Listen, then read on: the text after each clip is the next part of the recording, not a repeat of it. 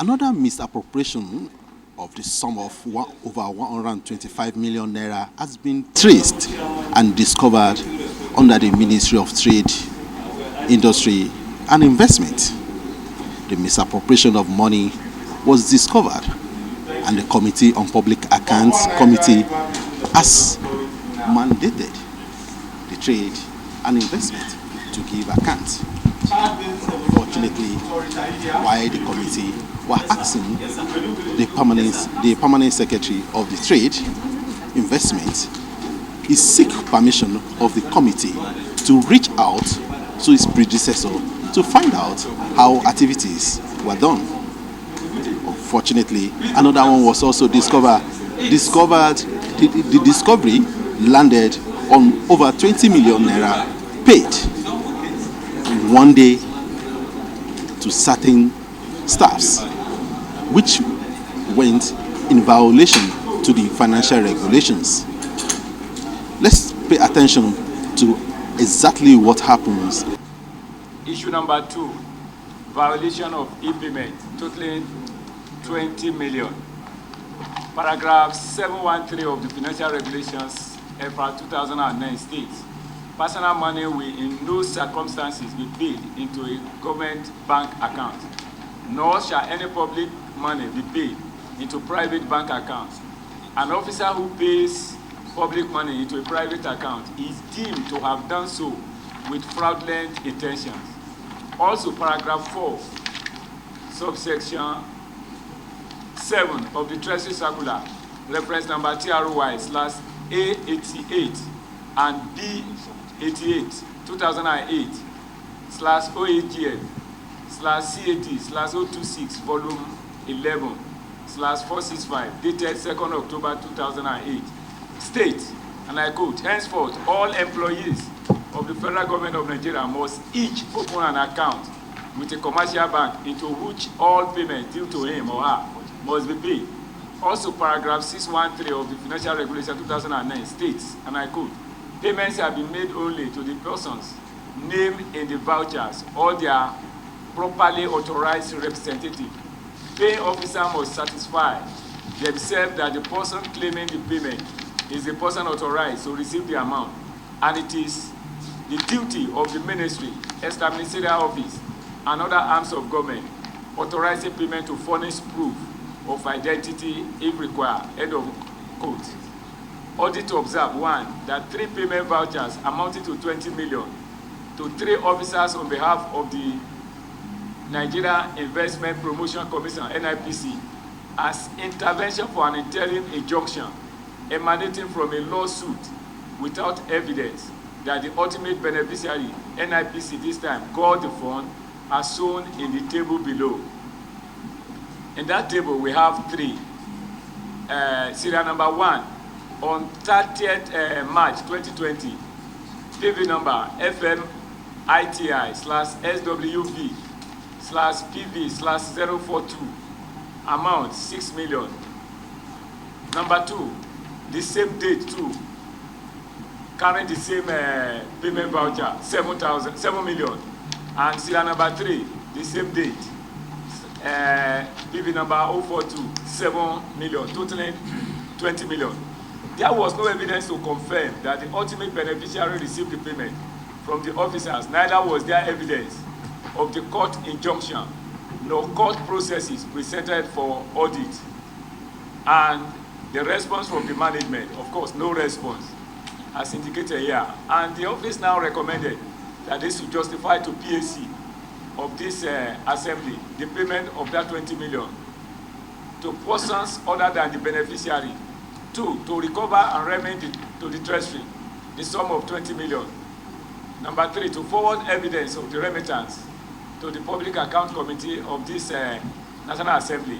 Number 4, otherwise sanction related to irregular payment, payment without exemption from e-payment policy and gross misconduct specified in paragraph 3106, 3127, and 3128 of the Financial Regulation 2009 should apply. Thank you, Mr. Chair. Thank you, Auditor General. VSR. Yes, sir. The first issue we thought is going to be the major issue, but the second issue appears to be even worse than the first issue. In fact, I had to remove my cap because this is a very serious offense. It's not a laughing matter. The first observation there is the same PV number, different payment, first PV number, same PV number,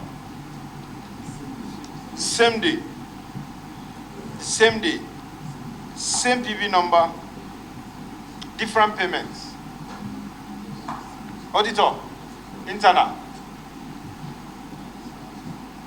How did you allow this to pass? Yes, I'm talking to him. Sir. Yes. What's your department again? Audit. Sir. Your department. Audit query. Audit query, sir. How did you allow this payment to pass? The same PV number, the same day, different payments. To the best of our knowledge, thank you very much, to 3 different officers.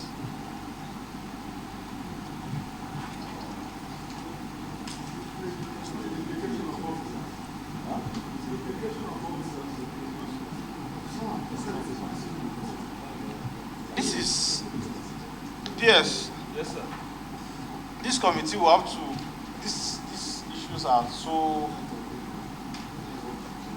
they are so much. And there was no response.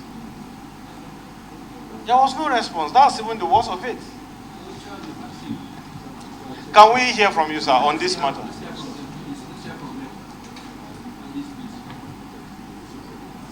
Do you have any explanations to this and why these payments were done like this?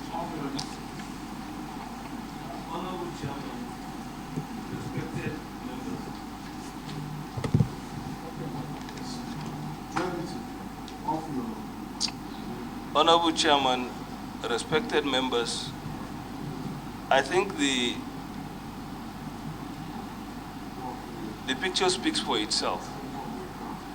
I cannot condone any violation of the rules.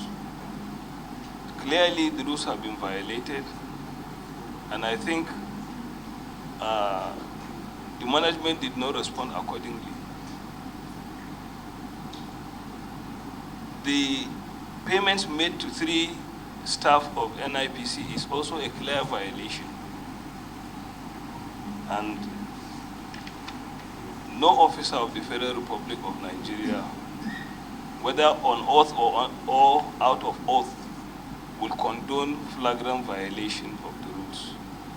So I'm not here, Honorable Chairman, respected members, to dispute what the Auditor General has written about what has happened at that time.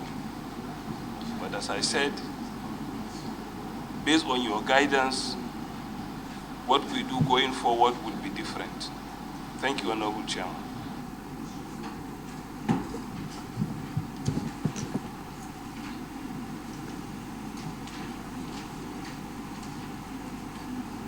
Honorable colleagues. Mr. Chair. Mr. Chair. Hi, Chief. I will not allow you to speak now. Please, Mr. Chair. Let Honorable Mepala speak first. Point of order, Mr. Chair. As chair pleases. Okay, Mepala, hold on. Okay. Mepala, speak. Go ahead.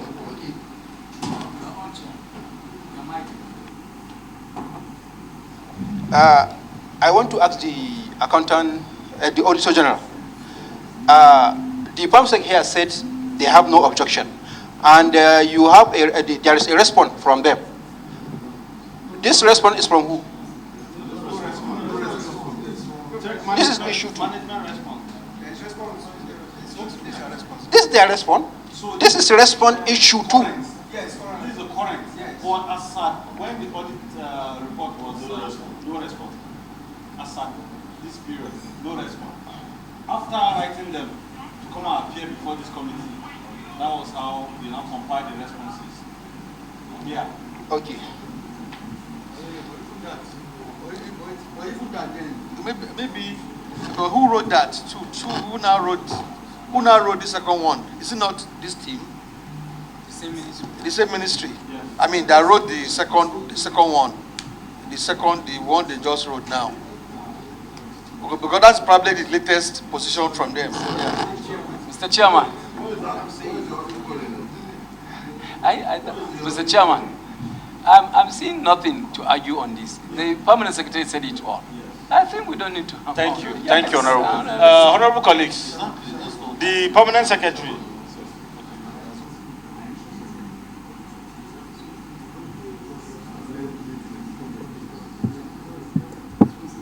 Okay.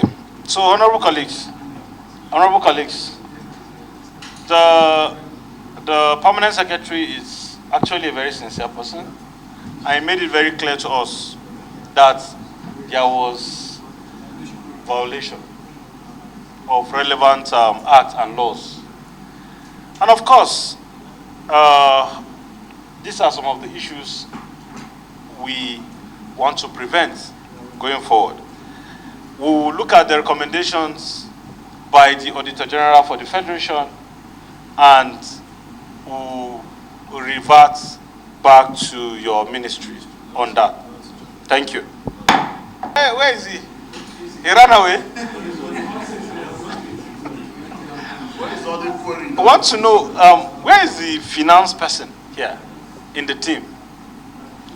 We are very concerned about who the finance person is.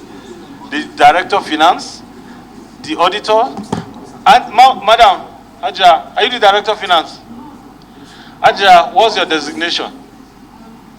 Aja, speak to your mic. I'm the head of audit queries. We're looking for you. What's your designation, sir? Honorable Chairman, I'm a director at the Reform Coordination Department. Special duties, Dr. Simon Omo Izomo. Permanent Secretary. Yes, sir. Why is the Director of Finance not here?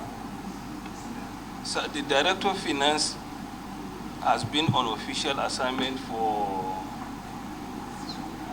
this week and next. He'll be back next week, sir. Permanent Secretary, Federal Ministry of Industry, Trade and Investment. In all the issues, we don't want to go further.